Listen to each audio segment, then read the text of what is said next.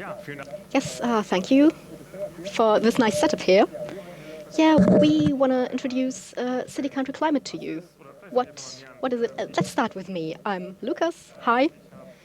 I've been at this in I've been in this climate movement since 2020. I worked with Private States for Future in the strategy planning on a federal level, and it was very important to me to also continue this activism aside the big centers, so to take it to the countryside and into smaller cities.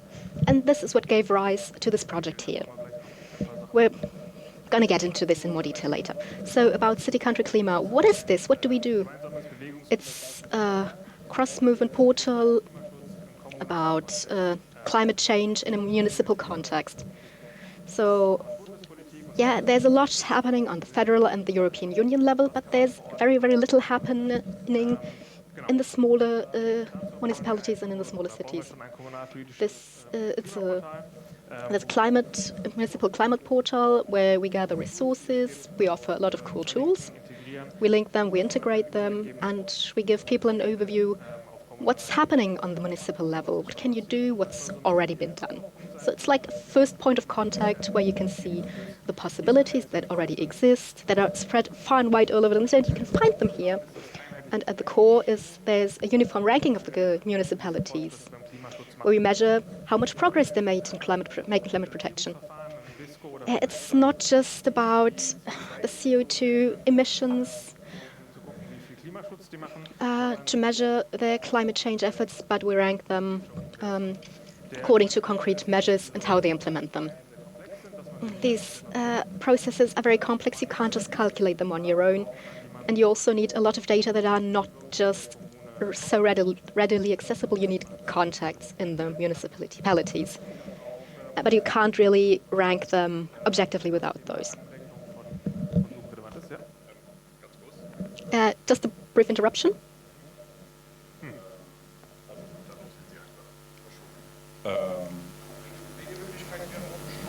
We got a bit of tech trouble that is being troubleshot here.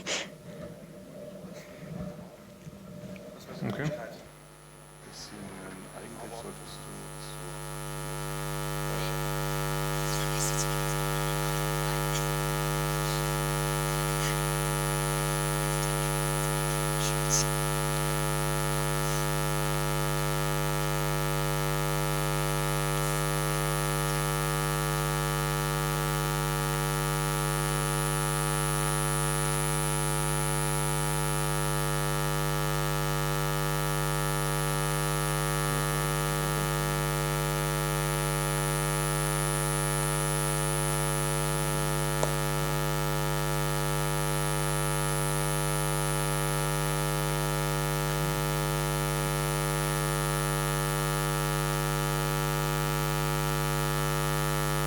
So we are still trying to resolve some tech troubles with the projection.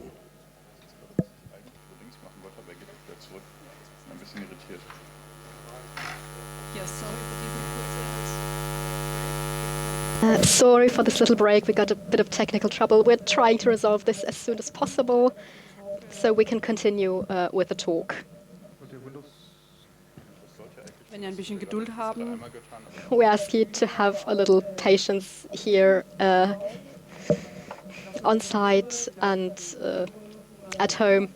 Maybe use this time to get a cup of tea, get a cup of coffee. We'll be right back.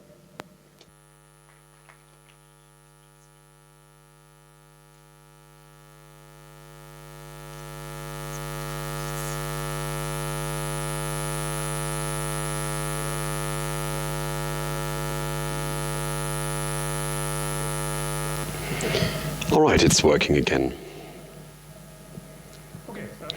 All right, let's continue. So what's the thought behind doing this?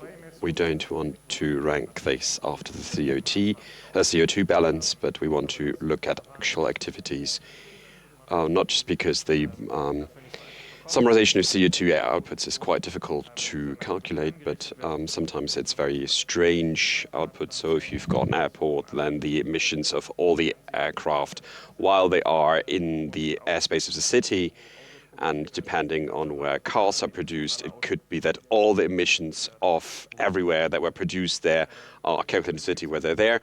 And these kind of difficulties exist with all these standards, but we want to calculate of the things that the community actually can decide itself.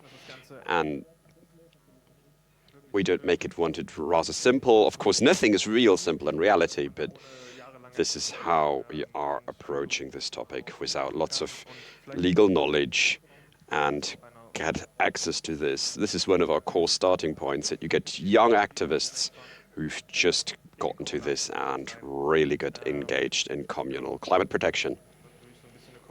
And of course, we want to establish a community which is sharing and bringing this topic ahead. This is a team. There's a few people join in the meantime, but these are the 4 people that we've established this network with. And it's been created from several organizations. It's part from Fridays of Future, who've looked on the more rural space. Engineers for Future we're about to start something similar, and we've joined efforts. And then we have the Creatives for Future, who also supported what we're doing. And then a few more who, Together Future, Local Zero, are also a large partner who do lots of things on the communal areas. And then we have got Reflector, which are a network which we found being quite good, which are a bit Tinder for activists, which are helping with projects, and other people who can offer help. So a little bit how we work. It's completely non-profit, so none of us get any money from doing this. We do it all in our free time, and all of us are doing something else, are either working or studying, but we are using the time that's available, bring the project ahead. We want to make it very open, so if somebody works directly, can directly make decisions, make it very open. For example, what we post, how things develop in all the categories. Of course, the project is open source. It's on GitHub. You can also find it under our name. We are a non-profit and working for the common good.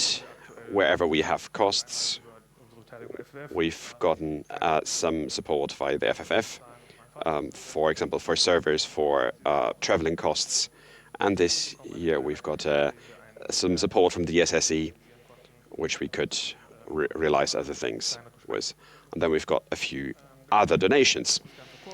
So we want to do it cooperatively. In many organizations, you see, everybody goes with a plan, everybody's got different similar goals, and there was not enough exchange between people. We really want to bring people together and bring ideas together and network projects, especially on communal area, because there were many in our local areas. There's knowledge that other projects exist, but there was very little exchange between them. And this is something that we want to overcome. So now to our project itself. What do we do? So we've got a ranking with the catalog of activities that all the communal areas have, and either it's decided locally or were significantly influenced by the community, so not on federal level. And the data for this are all public. So for some data, for example, for identifying electricity network components, of course, has to be publicly declared, but other things,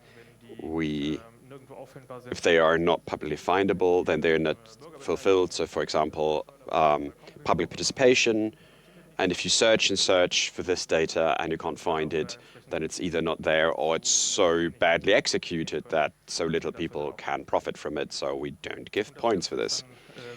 And this is measurable and objective, so of course that's not completely possible, but in many areas that's actually working quite well.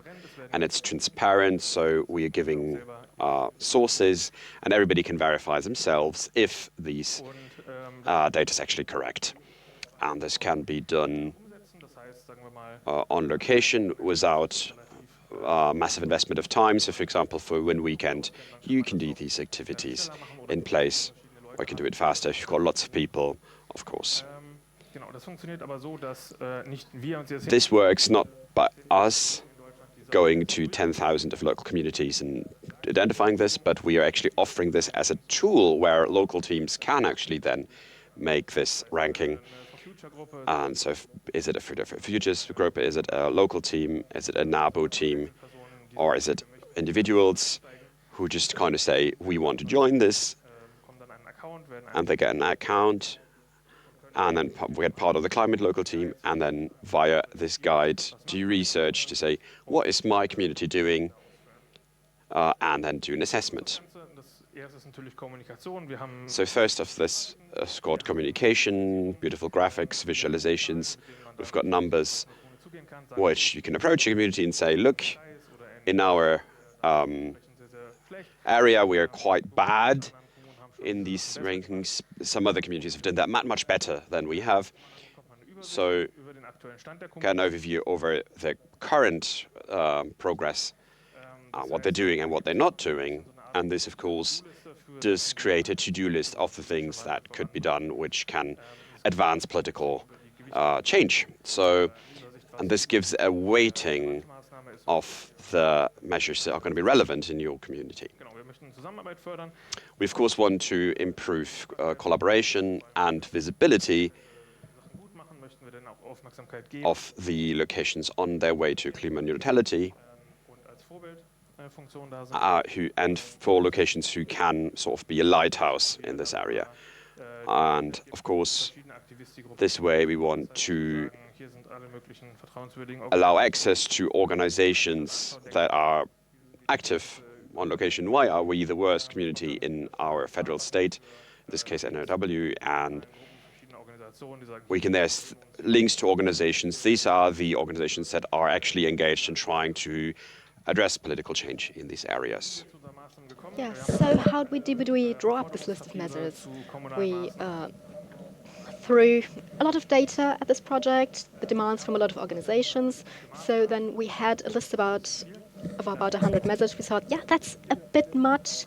That's a lot of effort. So the level of entry is very high.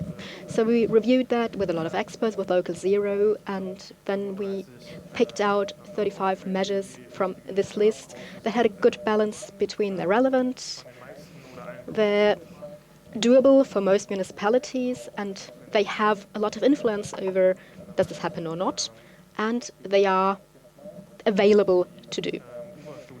And yeah, here's a study about municipal climate protection, which is one of our great sources. And yeah, we divided it into a couple of sectors. This is nothing new, nothing spectacular. Buildings and warmth, energy, traffic, industry, consumption, etc., agriculture, nature, food, climate change management, and administration. This is kind of a niche topic.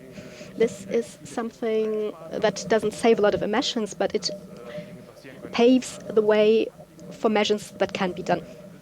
Does the municipality have climate change management?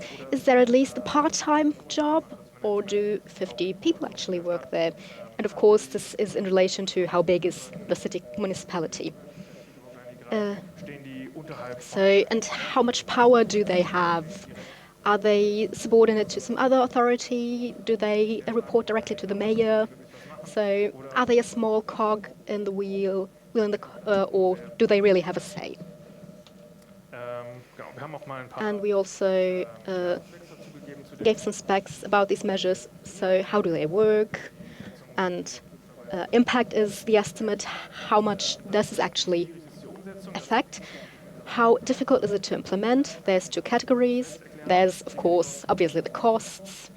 If it's costly, there's a lot of opposition, even if one likes them. And there's also political controversy. If we say we want a speed limit all over the city, it's something that doesn't cost the city a lot, but there's a lot of ideological opposition in politics. It's a bit of a guide and a warning how much resistance to expect from which corners. And we want to expand this on long term. Here's organizations who might be able to help you. Here's organizations that might oppose these measures. So, a political roadmap of how to actually implement these measures. There's an overview with the impact weight, etc., etc. It's available as a PDF from our site. So, how far did we get? We had the initial ideas in October 22. And we thought, it would be kind of cool to rank these municipalities and to give these smaller local groups the tools to get in there and actually get something done. And in June 23, we talked to Fridays for Future, the Engineers for Future, and we started to develop and to workshop the name. And the end of last year, we started our pilot phase. And there was a very spontaneous talk at last year's Congress in a self-organized session. We presented that, and now we're a couple steps further on our road. We finished the pilot phase, and right now we have working measures, not just example measures. It's usable to actually go into politics with it. We're still in our better phase because some things are not as pretty and professional as we'd want them to be. But yeah, start of next year, we want to really get a finished, usable project off the ground, want to launch this. So, and this can be brought into politics. It's already working in a couple places. So what have we done so far? We presented it at the federal meeting of Local Zero. They invited us. We started the pilot phase. Then we had this Congress talk, which was really, really cool. And then we had local teams participating in the pilot phase who started filling in measures, testing the application. And in April, that ended. Then we got an article in the Frankfurter Allgemeine newspaper. We were very surprised that we managed to get into this big newspaper for our first publication. This was a short article introducing us, introducing our comparison portal, so that every municipality doesn't need to do it individually. They can network, and it can be looked up online. And then we were at the Alkoi, the local conference of youth, and now at the year end we're here. We've 15 municipalities that have been finally ranked and filled in and published. We have about 650 individual measures that we've evaluated. Different teams who've started but aren't done yet. There's 75 local teams signed up there. These are locals, local teams, individual people who want to evaluate their municipality. And there's new onboarding meetings every other week. We introduce the application. I'm going to get into that a bit later. So what are our current plans? We want to promote successful projects in the municipalities. They love copy-paste. If one municipality has a great project, this is how it works. It was great. We convinced a lot of people. Then you can give it to other municipalities. They wouldn't dare start a lighthouse project. But it already worked here and there and there. Let me call somebody there, get the inside info, we can cooperate. And the municipality says, yeah, they rock this, maybe we can do this here as well. And it's much easier than making this up out of whole cloth. We want to give them tools to use, but it's a lot of insider knowledge there in different organizations, and nobody really knows the big picture. There's a Klimaler vision generator. There's the ranking about solar power, and we always encounter new things, and we want to give everybody a pool of tools to use. And there's a political tutorial that shows how to implement these things. And what we just started, I'm going to talk about this. There's providing own data, because it's difficult for a lot of measures. the UI, we wanted to improve the user interface, and we want to have an actual desktop layout for our website. Because if you've looked at this website on a desktop, it's still the mobile design. This is what it's supposed to look like, and that's the things that is in development. And then we have a PDF download of the community summary, which is a list of the measures that got locally approved. And this is 1 to 2 pages, and you can just download this and just submit it. And that would look like this. All right, so data analysis I already talked about. So we want to attempt to have a conference or a meetup of local teams. That won't be a large conference, but it might be 20 to 30 people meeting from all across Germany. Is with the exchange to the tool and working with it, and what are things that have worked, which are things that what are tips that we could give each other, and how can we understand the team more as a community and support each other. And there were more and more questions. What is about climate resilience, and what is ranking on federal state level? But this is something that climate resilience is something that so far we haven't done, and of course, and federal level compared to the common level isn't really done that much, and that would be a great perspective to do something. All right, so demo. The website, I can just show it here. You can still see it's a bit of a mobile layout, but here you can see a ranking of the communities. This are 15 teams, and the completion in percentage compared to what they've done. And let's look at a community. Let's have a look at Nettetal, and we can see an overview over the sectors, how well they are done.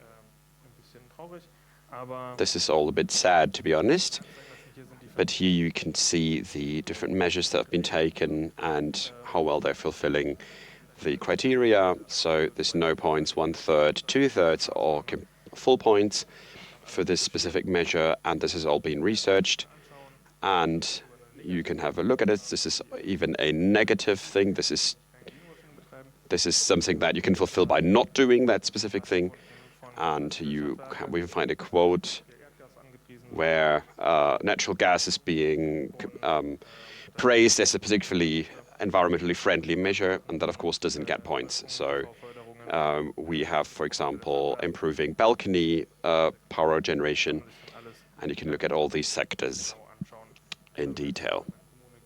Let's go to another community. So this, for example, is Paderborn, which looks a lot better. You can have a look what's been done here. How does these things look in detail? How can you fill this information in? Here I've just a view on the back end. This is what the local team would see. So if they're saying that we participate, so we create an account, we can add additional people, and we see this portal, and then we can enter specific things. You can see the approvals of all the measures, and you can go in and scroll down. So I'm just selecting a few of these. We can have a look what kind of information does these measures have? What are the metrics of this measure? So here is it just percentage, how much renewable energies does this local energy supply organization have? So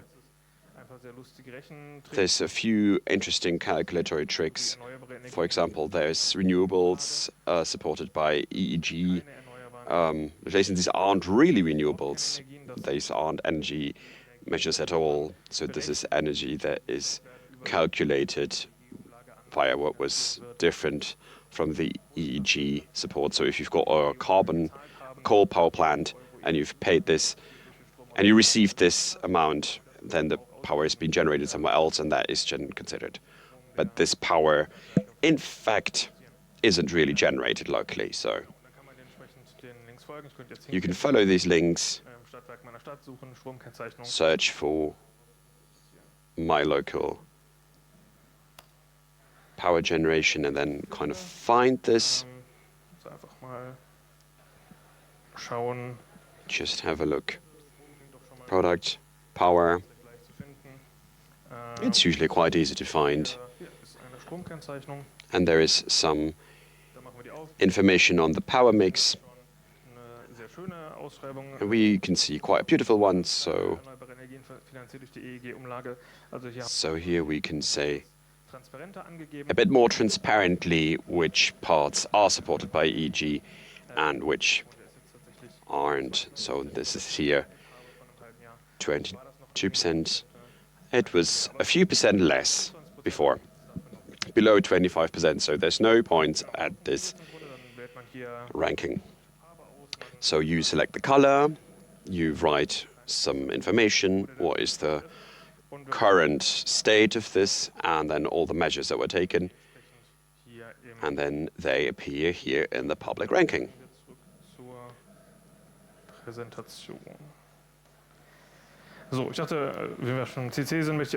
Okay, while we're not just on CCC, I also want to talk a little bit about the software.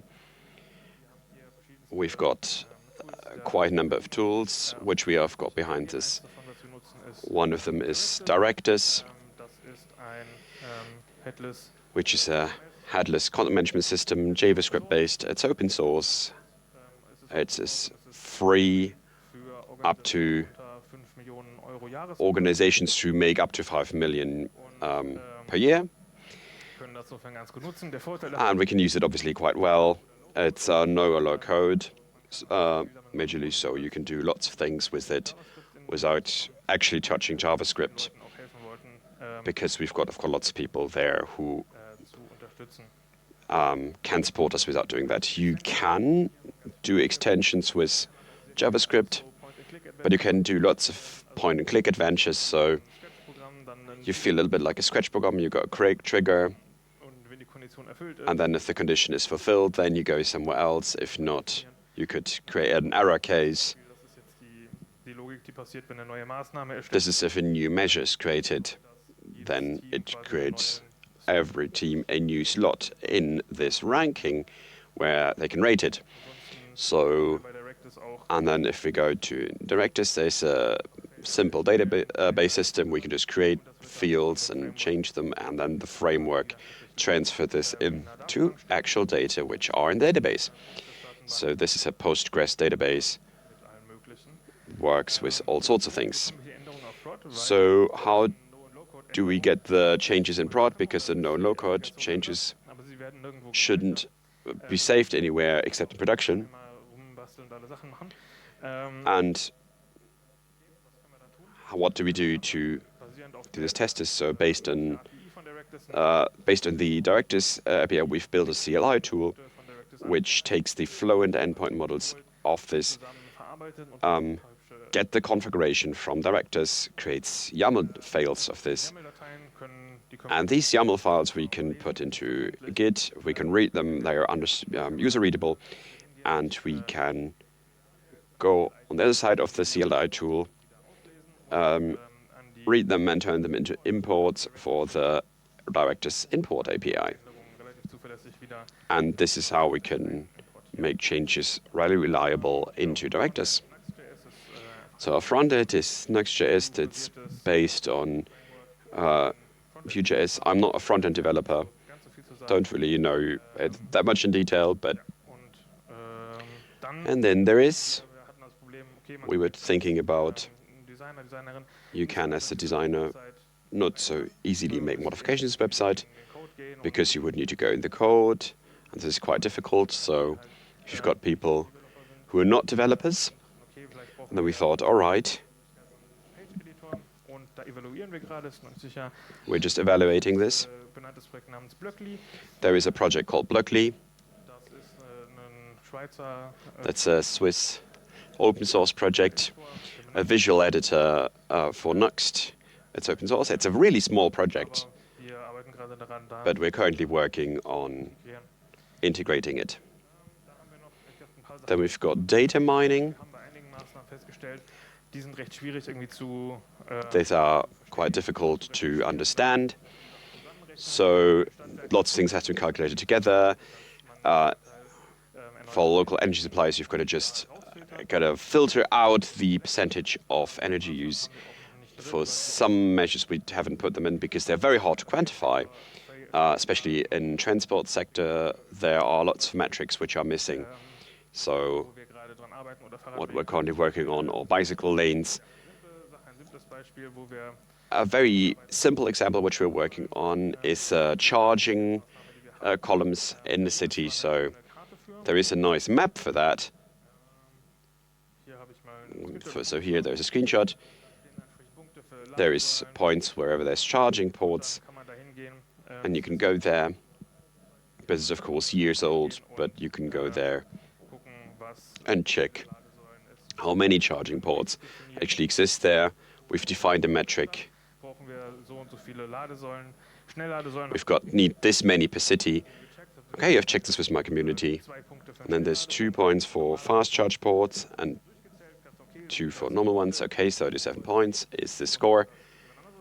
And then somebody else from team did this, who's in Stuttgart, and said that doesn't really work.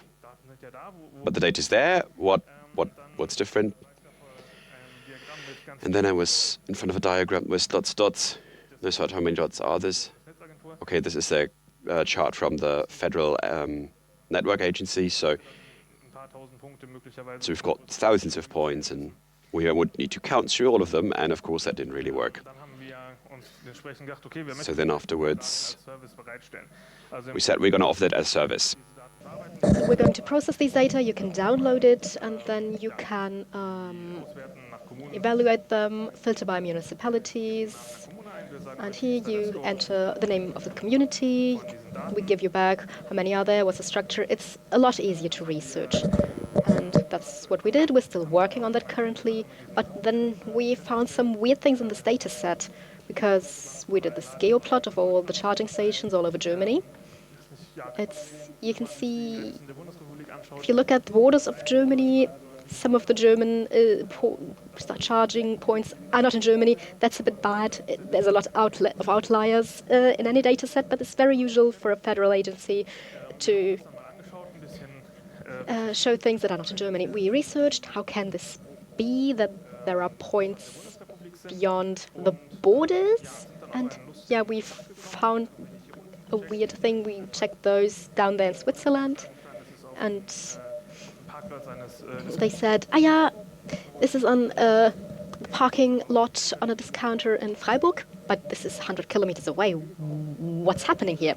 Then we thought, what if you enter the coordinators? If you change the format and then use the same numbers in the wrong format. Yeah, and then we found, if we turn this around, this is how you get to this parking lot. And that's something that happened here. The coordinate formats were messed up. And it's not super obvious deviations, so we're currently working on really looking into this data. There are address data attached to the coordinates, and do these to match? And we're trying to clean up our data here. This is one of these fun little stories that encounter us. And of course, we report this back to the agency where we got it from, so maybe they can update the data. So how can you join us? We want to have it as open as possible. It's very easy to rank your municipality. You can go through the list of measures. You can come to us with our questions. It's very easy to open up a local team. We need you to be a little independent from politics. Of course, it's not forbidden to be active in the government, in a party, but we also want to have independent people involved, so we have some independent checks and balances, so the parties can't, greenwash their own policies. We're also happy to have support for our software team. Our software team is very small, so there could be a lot of cool and helpful things be done if we had more support from you. There's also data mining and developing measures, developing criteria, how to implement them, how to describe them. And there's also our social media management. We have an Instagram where we explain a couple words from local politics, what's quota concept, and there's a couple info slides about that. Look into it. Here's a picture. And we also feature the municipalities who have fully filled in rankings. There's a year kickoff team meeting online on January 20 at 7 p.m. There's going to be a link. And of course, here you can join us. There's a Signal group. People can join via the QR code. And you can see the onboarding dates. And you can just come and join us. Yeah. Gut, das sind jetzt die regulären Slides. These are my slides. I did stick to my schedule. So we have 15-20 minutes for a Q&A. So thank you. Thank you for this great informative talk. We're going to come to the Q&A. If people need to leave, please try not to disturb the Q&A. I've got a colleague running around here with a microphone. The question is, are there questions here? Show of hands? Yep. Local Zero does have a similar initiative, right, where they rank the municipalities. Is this the same? Are you working together on this? Yeah, a great question. I've got a couple bonus slides for that. We cooperated very closely with them in developing these points. Here's a couple slides on that, introducing the project. We saw that they're working on this local zero monitoring, and we are working on our ranking. And we thought, does this make sense? But yeah, it does. It's both ranking municipalities, but it's still two different things. We have this catalog of measures to compare municipalities, so you can just get a quick overview without a lot of effort. But Local Zero, on the other hand, they want to have this climate action plan drawn up, and they evaluate how any municipalities are according to their climate change plan.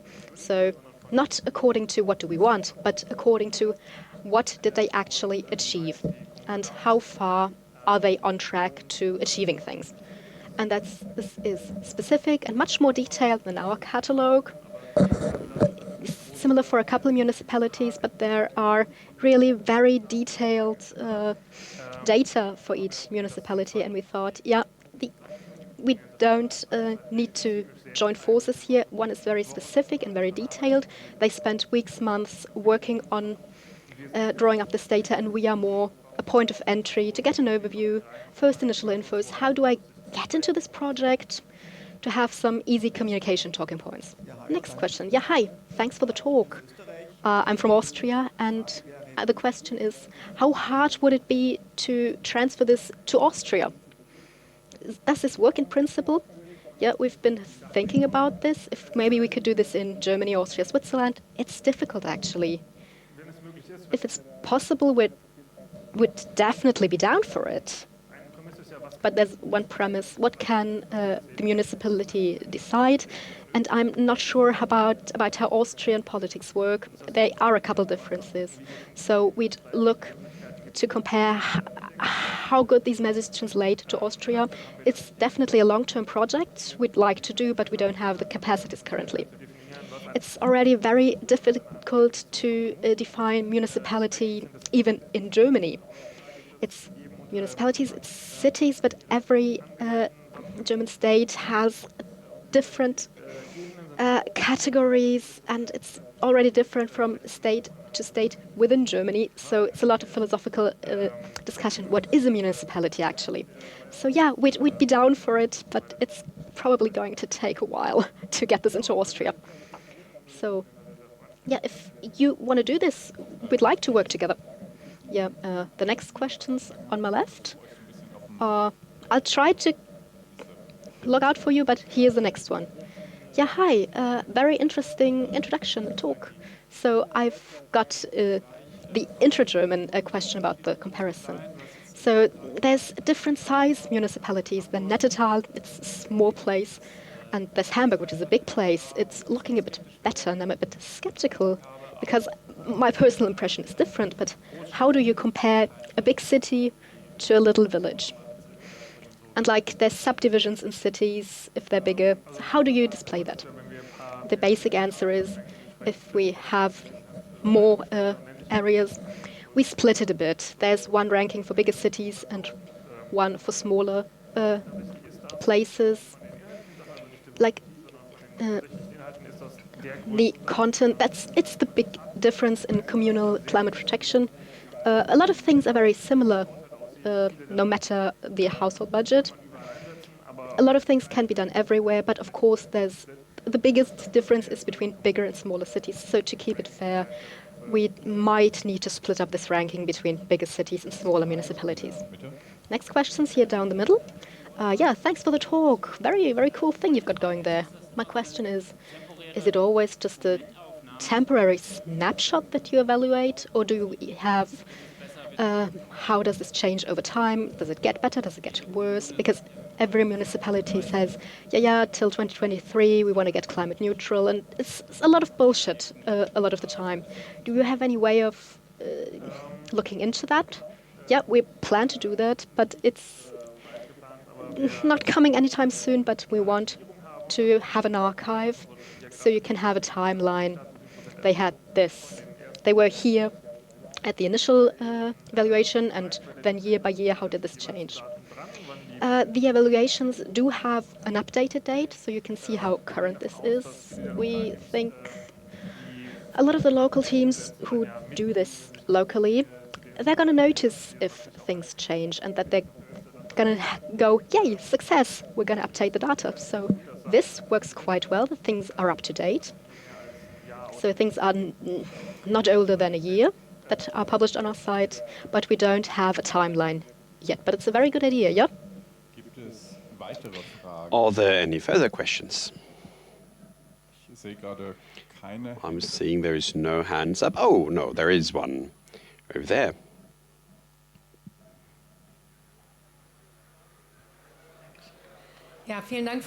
Many thanks for the talk. I found this was a very interesting thing to see. So there are some sustainability strategies in municipalities. So, for example, municipalities creating their own reports and make this transparent. Do you use this as data? Are you working, for example, was the SDG portal where the sustainable development by communities of municipalities are submitting this and getting ranked? Generally, the local teams are making the research, so it's their decision what they use. The overlap to the SDG and our measures are quite different because we are only looking at climate change, and that's the only overlap because this is why it didn't work that well. But of course,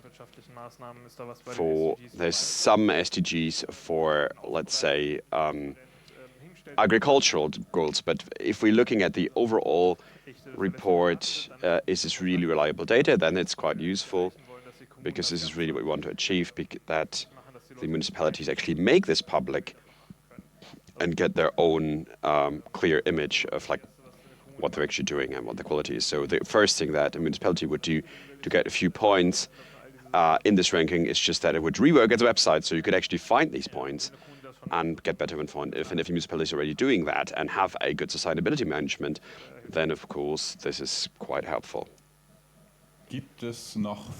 Are there any further questions?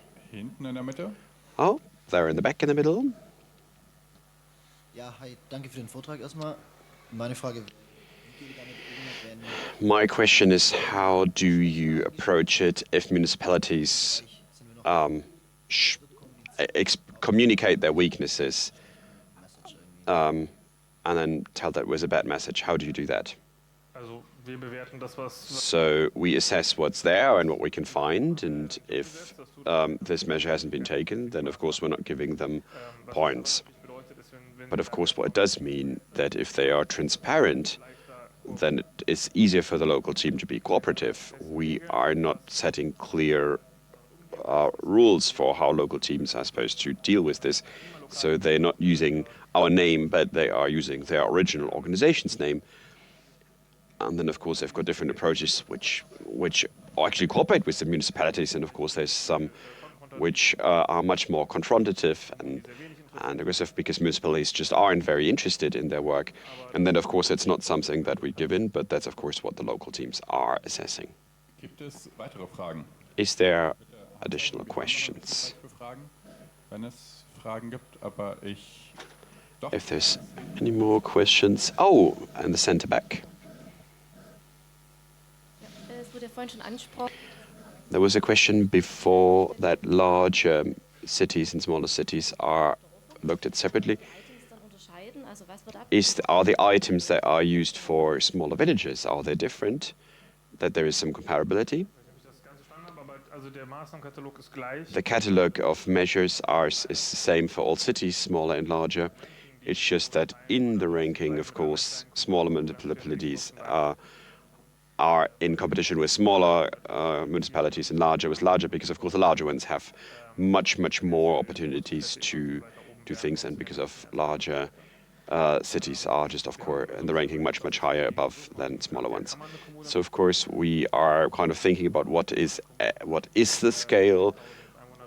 Usually above 10,000 inhabitants municipalities we can use. Municipalities that are smaller, it's just very hard, because if there's much more interpretation wiggle room. For example, if the entire local area's got a repair cafe, if it's just like for that small area, and then it doesn't really have that much interpretive value, because of course the factors just get very washed out. But above 10,000 inhabitants it gets quite clear. Hier vorne in der Mitte gibt's noch eine Frage. Here in the center, we've got one. How much server hardware do you have and where is it? We have a small server from FFF, and we've got private VMs that we've put in. So I think this is 2 CPUs and 2 GB RAM. So it's a very small portal. Of course, it will get larger when we do data mining and all the data bases from OpenStreetMaps we be running locally, but of course, at the moment.